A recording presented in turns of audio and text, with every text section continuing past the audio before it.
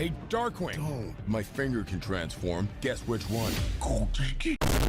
Y'all ever think about how the Transformers probably shit themselves when they got to Earth and they found out about the American car-dependent infrastructure?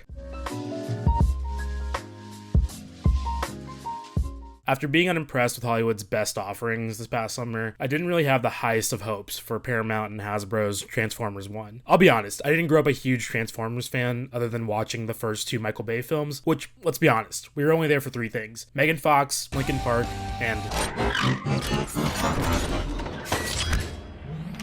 I feel like most people my age really only had these films as a point of reference, since most of us were too young to grow up with the OG animated series from the 80s. The trailers for this movie also... Badassatron. Weren't that great. More on that later. But I saw this clip on TikTok. Why not? It's not like you can transform. Oh yeah? Well, watch this. And it made me laugh very hard. So I shelled out an A-list reservation, and I saw the movie with my roommate, and... the movie is fun. Transformers 1 was fucking awesome, and I think everyone needs to go see it. The movie hasn't been doing very well at the box office, and it's a shame, because I definitely think this movie has more to offer than what the trailers are showing. Let me break it down for y'all.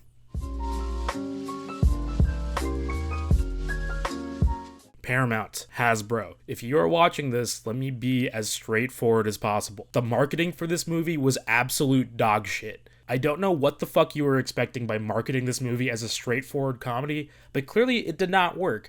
This movie had way more to offer than just the jokes. Don't get me wrong, the jokes were very funny in the context of the film. I just think showing these jokes with all the context removed didn't really convince audiences to see this. Marketing comedies seems to be kind of hard these days, hence why studios don't really theatrically release straightforward comedies anymore, unless it's just going to rot on the Netflix library. Comedy can work in films, especially as a great tension breaker, which is what this film and so many other shows and movies do great. Whenever there's an insane, dramatic moment that heightens the tension and makes your fucking toes curl, you put a funny robot running away, and that's very funny. The marketing's focus on the humor gave the impression to audiences that this movie was just made for kids, and while there's nothing wrong with that either, I think if you're making a prequel to Transformers with a heavy focus on fan-favorite characters and an incredibly lore-heavy story, the appeal is obviously going to be towards these nerds that love this shit growing up, as well as other sci-fi enjoying nerds that will eat up these kinds of stories. Y'all remember the marketing for Into the Spider-Verse and how every ad for that movie was basically,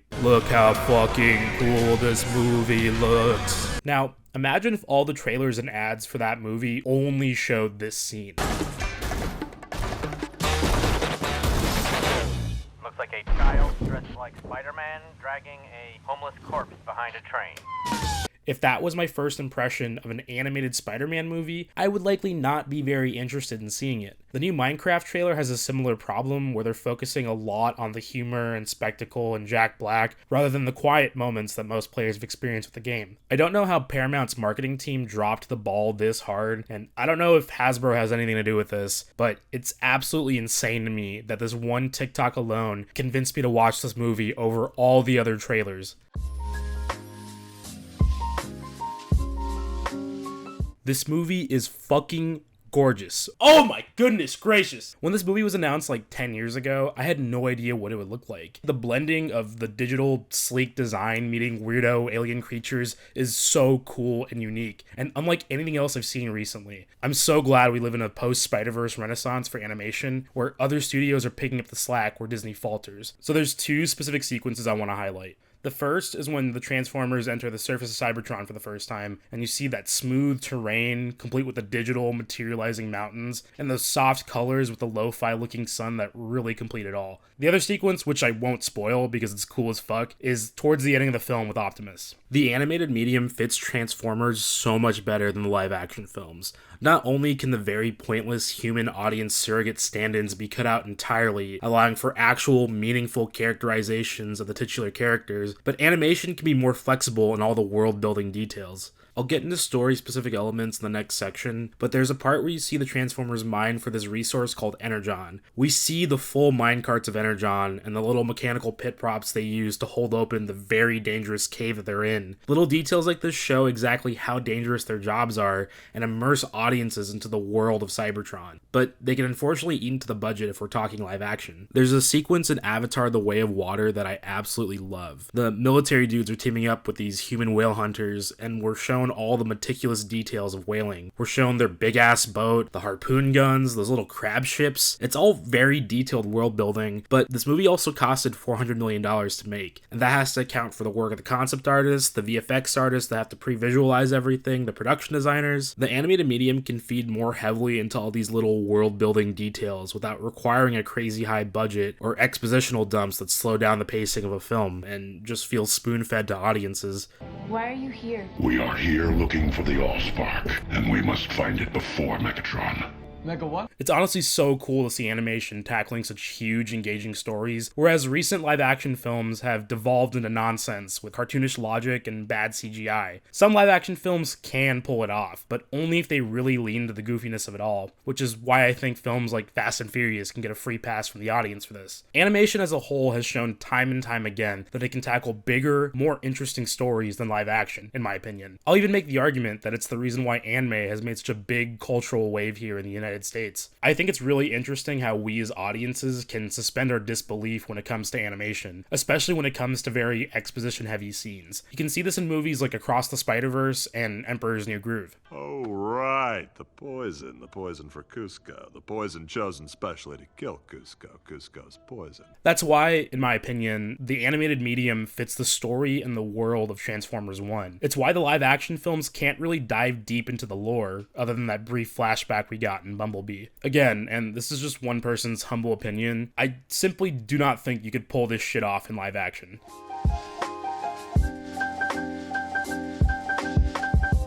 Imagine if American politics was as interesting as the shit that went down on Cybertron. I would have never expected in a million years to be engaged by the plot of a Transformers film. Admittedly, the exposition dumps in the first act weren't the best first impression, but given the very heavy lifting the plot has to do in such a short amount of time, and this is a really tightly paced plot, I can accept it. Because the story has to explain to you what Cybertron is, what these characters are after, who the Primes are, why Sentinel Prime has so much riz, and what the world of this film is like, I can give it the exposition dump pass. The world of this movie, man, is so goddamn cool, and unlike anything else I've seen this year. The closest visual reference I can think of is the video game world we're shown in the opening of Toy Story 2. 2024 has truly been the year of insane, lore-heavy sci-fi making a comeback, and I'm absolutely here for it. As I mentioned earlier with animation, we can dig in deep to all those little world-building details at play. The Quintesson spaceship that looks like a Star Destroyer, the digital flowers and flora on the surface of Cybertron, the fucking deer with the little alarm lights that turn red when they sense danger, the colorful designs of all the other Cybertronian denizens. All these things really help sell Cybertron as a world to live in. Underneath all the politics and paramilitary aspects is very much the relationship between Optimus Prime and Megatron, or Orion Pax and D16 as they're known for a majority of the film. Their chemistry is so damn infectious and genuinely believable because of the amount of charisma they ooze. I literally forgot these guys are going to be beating the shit out of each other in 10 years. I appreciate you having my back,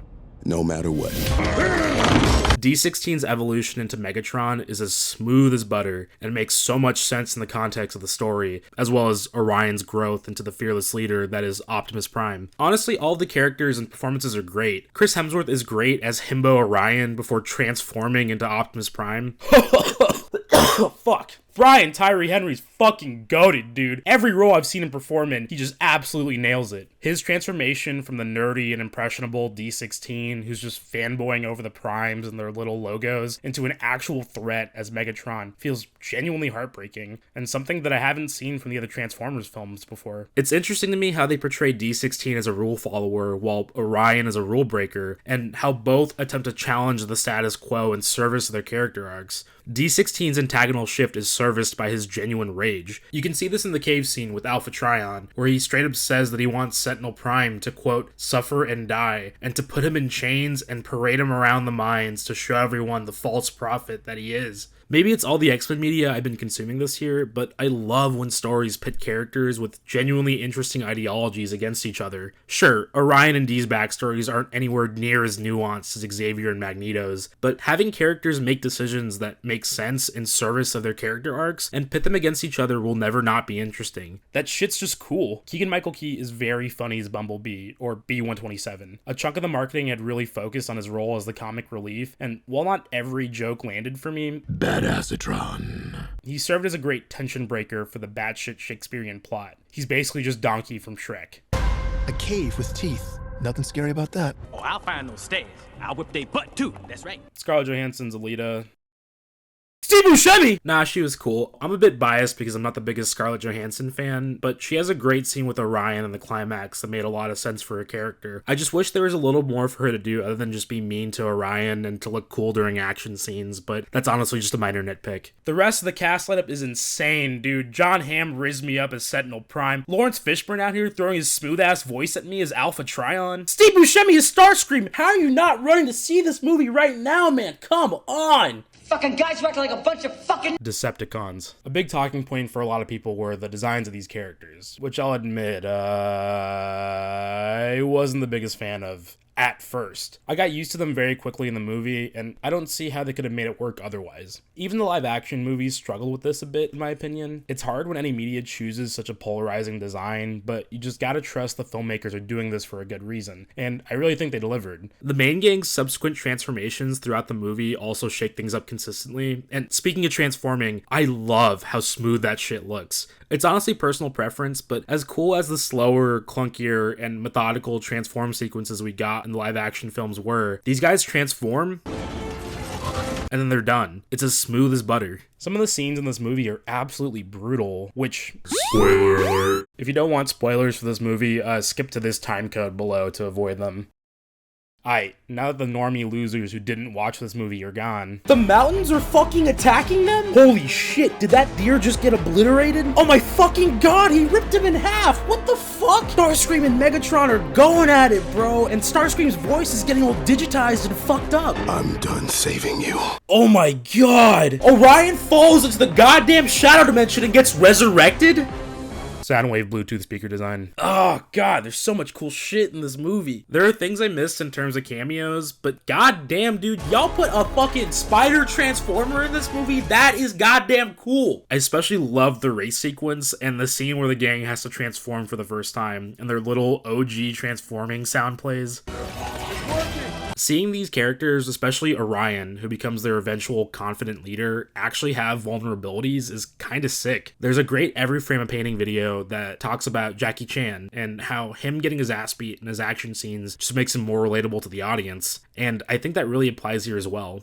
Also, it's just funny. Pain humanizes him, because no matter how skilled he is, he still gets smacked in the face. I'll say this again. Imagine if American politics was as interesting as the shit that went down on Cybertron. Think about it. You're a miner working 22 straight shifts in a row, and you find out that your leader is not only a traitor and a liar, but is surgically removing something that you and all your homies are born with, and is using all of your hard labor to give the scary tentacle monsters something to save his ass. And the minute you find all of this out via a random and very public televised statement, he gets capped by one of the two racers you saw a day ago, completely fuck up one of your annual sporting events, and then attempts to incite an insurrection before the other racer comes back, cuts his arm off, and then becomes Jesus. If that were the case, I think I would vote in every election for the rest of my life. Transformers 1 is one of the best animated films of this year, and to be frank, this whole video is just a plea for you to watch this movie. As I mentioned in the beginning, this film unfortunately hasn't been doing very well, and it's a shame. I really want to see more stories from this world, and I don't want Paramount and Hasbro to get the wrong idea that we prefer this shit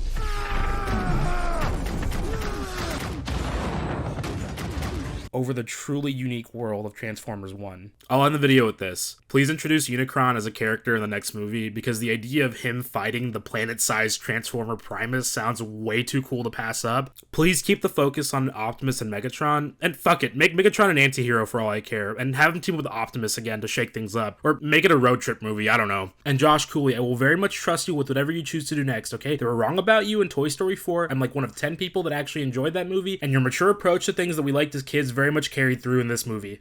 I love this movie, and I think it deserves your love as well. Please, watch Transformers 1. Fuck you, IGN!